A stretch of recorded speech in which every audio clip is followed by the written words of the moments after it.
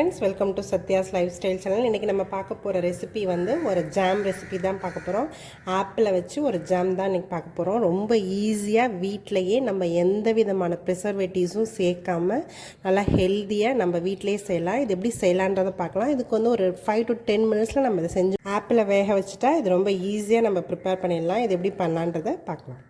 இந்த apple jam பண்ணுறதுக்கு நம்ம வந்து முதல்ல இந்த ஸ்கின் எல்லாத்தையுமே நம்ம எடுத்துடலாம். ஸ்கின் எடுத்துகிட்டு இதை மட்டும்தான் நம்ம யூஸ் பண்ண போகிறோம். ஏன்னா கண்டிப்பாக ஸ்கின்னில் வந்து வேக்ஸ் தடவி இருக்கும். அதனால் நம்ம எல்லாத்தையுமே எடுத்துடலாம்.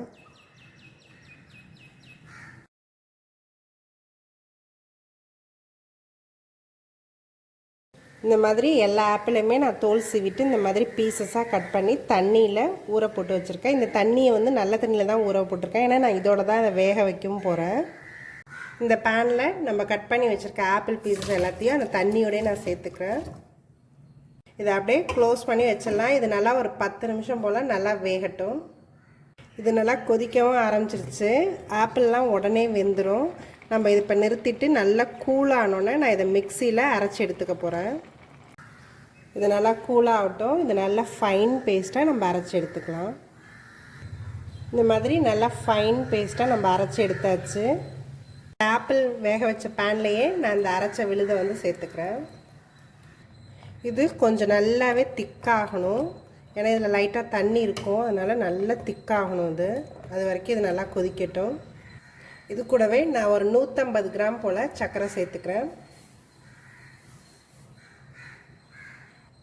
1 ஸ்பூன் போல் லெமன் ஜூஸ் சேர்த்துக்கிறேன். சர்க்கரை போட்டோன்னா இது நல்லாவே இலகி வரும். இன்னும் இது நல்லா திக்காகணும். இந்த ஜாம் கன்சிஸ்டன்சி வர வரைக்கும் இதை நம்ம நல்லா கொதிக்க விட்டுடலாம். இது நல்லா நம்ம க்ளோஸ் பண்ணி ஒரு 10 மினிட்ஸ் போல் கொதிக்க வச்சாச்சு. இப்போ நமக்கு கரெக்டாக இருக்கும். இது நல்லா திக்காகி நல்லா ஜாம் கன்சிஸ்டன்சிக்கு வந்துருச்சு. இப்போ நான் கொஞ்சமாக red colour food colour add பண்ணிக்கிறேன். நீங்கள் ஃபுட் கலர் வேணான்னா நீங்கள் அப்படியே கூட வச்சுக்கலாம். இல்லைனா நம்ம பீட்ரூட் கூட ஒரு பீஸ் வந்து இதில் கட் பண்ணி போட்டு வேக வச்சா அதிலே வந்து நம்மளுக்கு ஃபுட் கலரும் வந்துடும். அது மாதிரி கூட நீங்கள் பண்ணிக்கலாம்.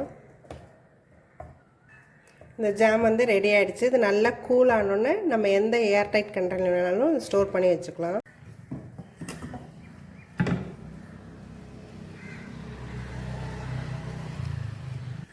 இந்த ஆப்பிள் ஜாம் ரெடி ஆகிடுச்சு. இது வந்து நம்ம கடையில் வாங்காமல் வீட்டிலையே நம்மளே எந்த ப்ரிசர்வேட்டிவ்ஸும் ஆட் பண்ணாமல் நல்லா ஹெல்த்தியாக பசங்களுக்கு இந்த மாதிரி நம்மளே செஞ்சு கொடுக்கலாம். இதை நீங்களும் உங்கள் வீட்டில் ட்ரை பண்ணி பாருங்கள். என்னோடய வீடியோஸ் எல்லாத்தையும் பாருங்கள். மறக்காமல் எங்கள் சேனலை சப்ஸ்கிரைப் பண்ணுங்கள். தேங்க்யூ ஃபார் வாட்சிங்.